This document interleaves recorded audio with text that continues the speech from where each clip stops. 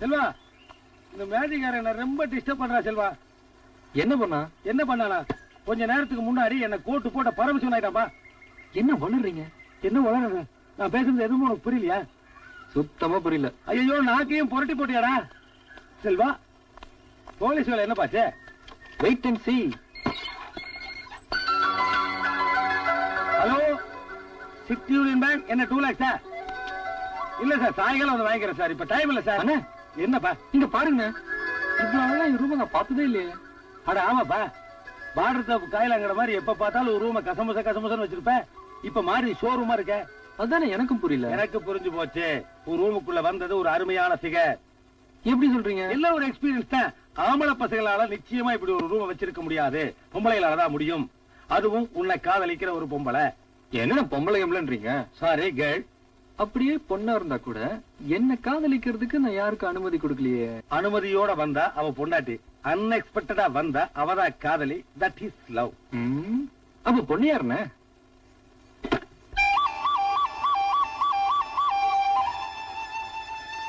போன தடவை ஊட்டி போனப்போ தங்கரோட சௌரியமா அரேஞ்ச் பண்ணவே இல்லீங்க. சரி, இந்த தடவை நல்ல இடமா பார்த்து ஏற்பாடு பண்ணுங்க. ஊட்டிலேயே பெரிய ஹோட்டல், 5 ஸ்டார் ஹோட்டல் சவாய், அதுல போட்டுட்டுமா? பரவாயில்ல, போடுங்க. பரவாயில்லையா? பல்லு உடச்சு போடுவேன். ஏண்டா, நீ கொடுக்குற 600 ரூபாய்க்கு உனக்கு ஊட்டி கூட்டு போறது பெரிய விஷயம். ஜாஸ்தி பேசினா அப்புறம் பஸ்ஸுக்குள்ளேயே படுக்க வச்சிருவேன். போடா, ஒரு டிக்கெட். இல்லையா, ஊட்டிக்கு போறதுக்கு இன்னும் 1 மாசம் இருக்குது. அதுக்குள்ள முடி வளர்த்துரு. ஏனுங்க புள்ள படிக்கிற மாதிரி இருக்குடா. போலீஸ் பிடிச்சுக்க. போடா, இண்டிஷன் ஃபெலோ. 2 டிக்கெட். இப்ப நான் கொஞ்சம் பிஸியா இருக்கேன், அப்புறம் பேசுவா. 2 டிக்கெட்டா? ஏன் கிழவி, நீ தான் 20 வருஷத்துக்கு முன்னாடியே உன் புருஷனை கொண்டுட்டியே. இன்னொரு டிக்கெட் யாருக்கு? குருஜிக்குப்பா. குருஜியா? யார் அவன்? Hello, myself.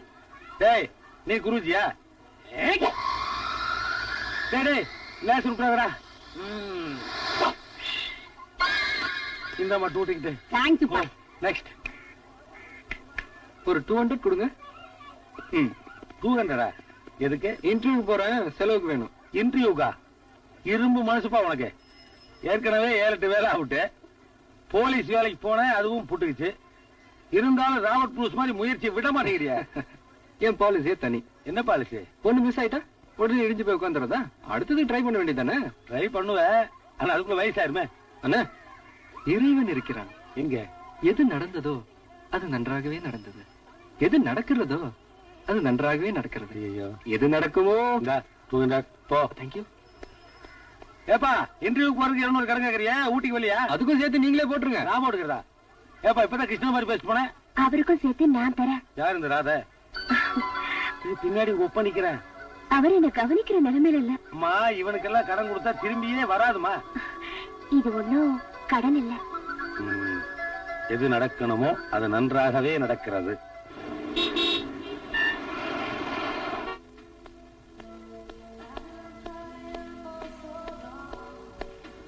Excuse me. இங்க டிடிடிஸ் interview. Go to that row.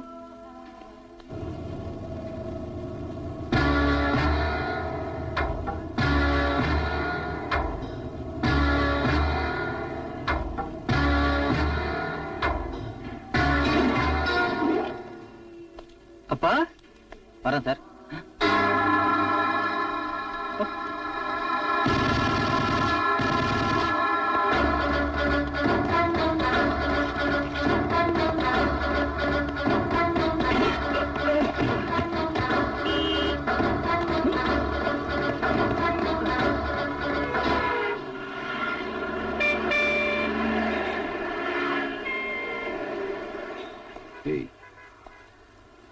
யாரு அவங்க? அப்பா, அவங்களை எப்படி உங்களுக்கு தெரியும்? பர்சனலா ஒண்ணும் தெரியாது. சும்மா லிப்ட்ல வரும்போது ஹலோ சொன்னாங்க, போகும்போது சியூ சொல்லிட்டு போறாங்க. ஆமா, நீங்க அவங்களை தோர்த்துற? அப்பா, அவங்க கொலைகாரனுங்கப்பா. கொலைகாரன்? ஆமாப்பா, நான் போலீஸ் இன்டர்வியூ போனப்போ சிக்னல் ஒருத்தனை ஷூட் பண்ணி கொண்டாங்களே, இவங்க அவங்க. உனக்கு எதுக்குடா தேவையில்லாத வேலை? ஆமா, நீ எதுக்கு இங்க வந்த? எனக்கு டிடிடிஸ் இன்டர்வியூப்பா, அதுக்காக வந்தேன். ஓ, முதல்ல இன்டர்வியூ அட்டெண்ட் பண்ணு. ஓ, வரேன்ப்பா.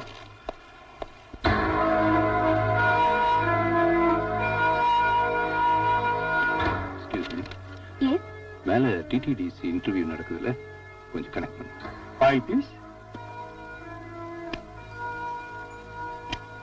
The first question. சம்பத் இருக்காரா? நீங்க யார் சார் பேசுறீங்க? நான் வரதராஜ் சார், சம்பத் தான் பேசுறேன் சார். உங்க இன்டர்வியூக்கு செல்வான்ற கேண்டிடேட் வந்திருக்காரு. Yes sir. இந்த வேலை அவருக்கே கிடைக்கணும். அதுக்கு உண்டான வேலையை நான் வீட்டுக்கு கொடுத்து அனுப்புறேன். Thank you sir. The last question. செல்வாக்கு வேலை கிடைச்சிருச்சு. செல்வாக்கு வேலை கிடைச்சிருச்சு. கொஞ்சம் சத்தமா சொல்ல. செல்வாக்கு வேலை கிடைச்சிருச்சு. டேய், என்னடா பண்ற? கேட்ச் பிடிக்கிறேன். பெரிய அசாரிதனே. அவனுங்களே கேட்ச் மிஸ் பண்ணிடுறானுங்க. போடுமா, போடு. புள்ளியாருப்பா, செல்வாக்கு வேலை கிடைச்சிருச்சு. தேங்க்ஸ்பா, ரொம்ப ரொம்ப தேங்க்ஸ்பா.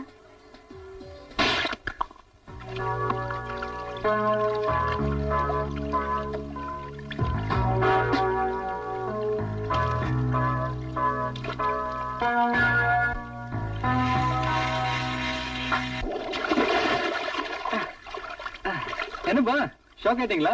ஆமா, ஷாக் ஆயிட்டேன். பின்ன இப்படி நீ வர வர எதிர்பார்க்காத இடத்துல எல்லாம் வந்து ஷாக் கொடுத்தீங்கன்னா இதுக்கே ஷாக் ஆயிட்ட இப்படி இன்னொரு ஷாக் இருக்கே. என்னமோ சொன்னீங்களே, சில்லறை கொடுக்காம சிபாரிசு பண்ணாம வேலையே வாங்க முடியாதுன்னு. Just 2 questions. எனக்கு வேலை கிடைச்சிருச்சு. இப்ப நான் டிடிடிசி கைட். Please come.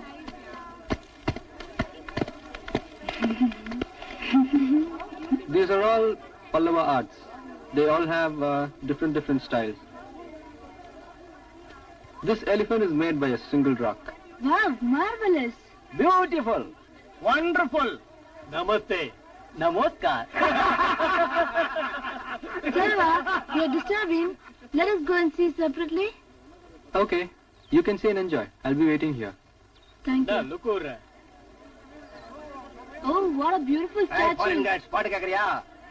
டிங்கராங்கு வெள்ளு எங்க பார்த்தாலும் கல்லு கல்லு பக்கத்துல ஜில்லு ஜில்லு கொஞ்சம்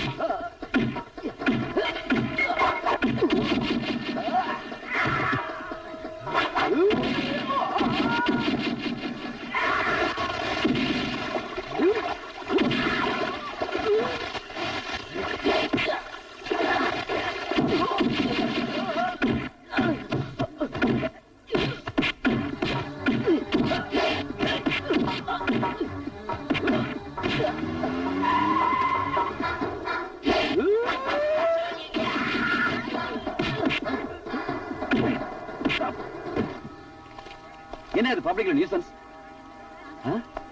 இப்படி ரத்தம் வர மாதிரி இந்த அடி அடிச்சிருக்க. சாகடிக்கலன்னு சந்தோஷப்படுங்க. நம்ம நாட்டை சுத்தி பார்க்க இந்த ஃபாரினர்ஸ் ரேப் பண்ண பார்த்தாங்களே, அது நியூசன்ஸா இல்ல உங்களை எல்லாம் அடிச்சது நியூசன்ஸா? இந்த மிருகங்களோட ஐயக்கத்தை நம்ம நாட்டுக்கு தெரிஞ்சு நம்ம நாட்டை பத்தி என்ன சொன்னேன்? நான் ஒரு பாட்டு போடுவேன். அப்போ இந்த பில்லோ ஒவ்வொருத்தர் கையிலயா மாறி மாறி மாறி வந்துகிட்டு இருக்கோம். திடீர்னு பாட்டு பாட்டுவேன். அப்போ இந்த பில்லோ யாத்த இருக்கோ பக்கத்துல இருக்கவங்க அவங்களுக்கு தண்டனை கொடுக்கணும். இந்த விளையாட்டை நீதான் கண்டுபிடிச்சு பேசிட்டு இருக்கிறீங்க. பாட்ட போடு. இந்த கேட்ச். நான் ஆட்டக்காரன் நாளும் தெரிஞ்ச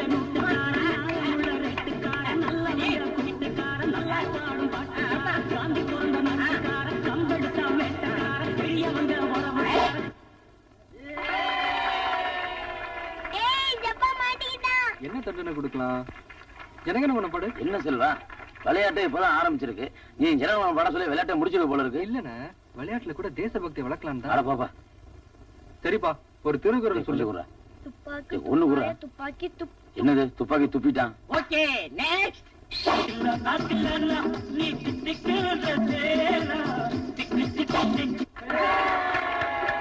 மாட்டிக்கிட்டியா? ராமசாமி, நீ தண்டனை கூட. ஐயோ, போய் போய் இவங்கிட்டியா? ஏற உடம்பு கொடுத்துருப்பாம்பா. கிளிகிளிப்பா இருக்கும். சரி, உனக்கு ஓகே, எனக்கு ஓகே. ஜோதி, காக்கா தண்ணியில் நீந்துற மாதிரி நீ தரையில் நீந்து. முட்டு.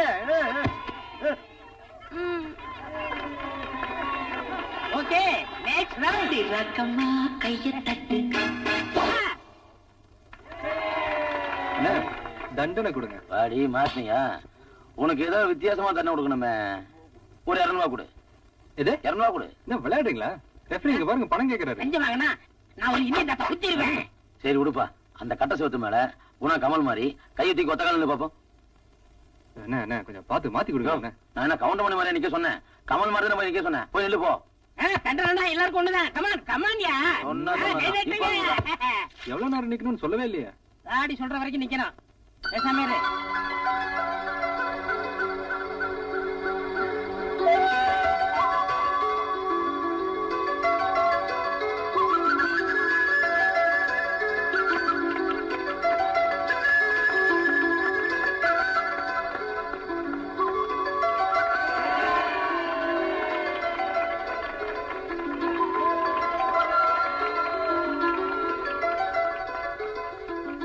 கீழே இருங்கப்பா. விட்ட வெடி வரைக்கும் இப்ப போல இருக்கு.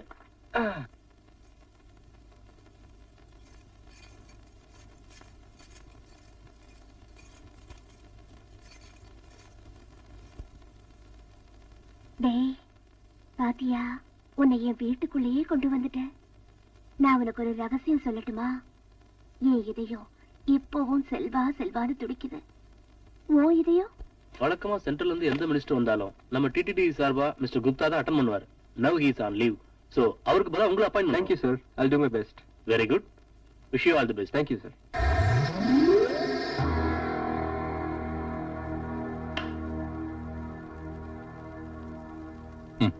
பாப்பா மகன் கேஸ் அடுத்த வாரம் தீர்ப்பு சொல்றாங்க. தீர்ப்பு வாப்பா மகனுக்கு சாதமா இருக்கக்கூடாதுன்னு மத்திய அமைச்சர் நிரந்தர் சிங் தீவிரமா முயற்சி பண்ணிட்டு இருக்கான். அதனால அந்த அமைச்சரோட அடுத்த ப்ரோக்ராம் என்ன? வர்ற 18ஆம் தேதி ஒரு கான்ஃபரன்ஸ்ல கலந்துக்க மெட்ராஸ் வராரு. அவன் டெல்லி திரும்ப மாட்டான். பாப்பாடு சொல்லு.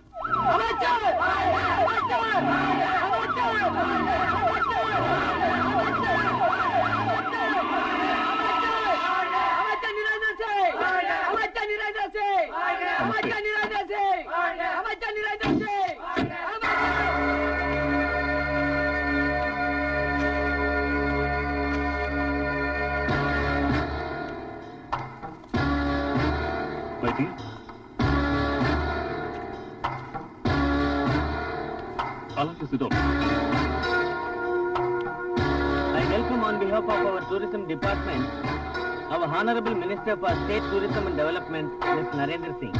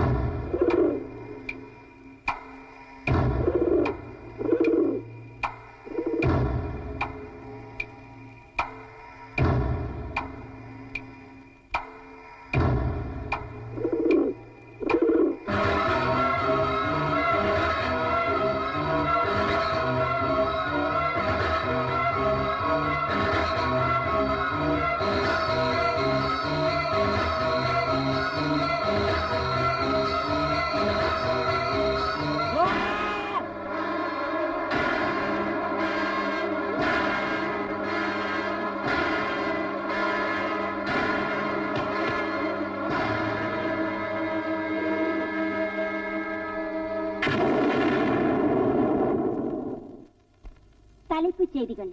சென்னை வந்திருந்த மத்திய அமைச்சர் நரேந்திர சிங்கை கொல்ல நடந்த முயற்சி தமிழ்நாட்டை சேர்ந்த டூரிஸ்ட் கைட் செல்வாவால் முறியடிக்கப்பட்டது. இந்த வீரச் செயல் புரிந்த செல்வாவுக்கு ஜீவன் ரக்ஷா அவார்டு வழங்கப்படும் என்று மத்திய அரசாங்கம் அறிவித்துள்ளது.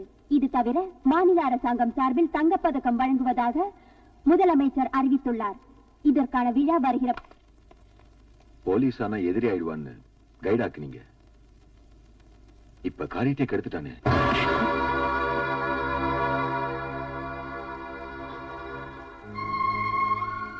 தோத்ததுக்காக சந்தோஷப்படுறேன். கான்ஃபரன்ஸ் நடந்த இடத்துல என் பையன் இருந்தான்ற விஷயமே எனக்கு தெரியாது. ஒருவேளை நான் ஜெயிச்சிருந்தா என் பையன் செத்திருப்பான்.